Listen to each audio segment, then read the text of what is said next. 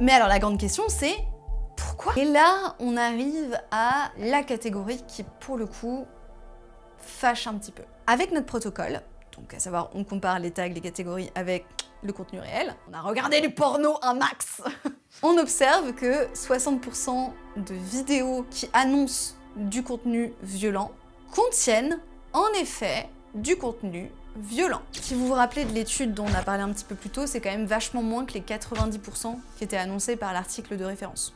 On va pas se le cacher, 60% ça reste très élevé. Vous imaginez 60% du contenu des plateformes porno contiennent de la violence envers les femmes.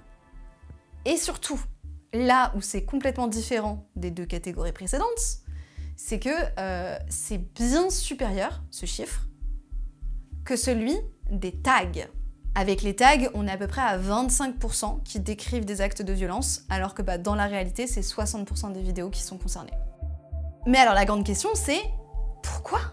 Est-ce que du coup, ça veut dire que certains de ces comportements dits violents ne sont pas considérés comme violents par les utilisateurs lorsqu'ils postent la vidéo et donc du coup, ils décident de ne pas utiliser des tags associés à ça?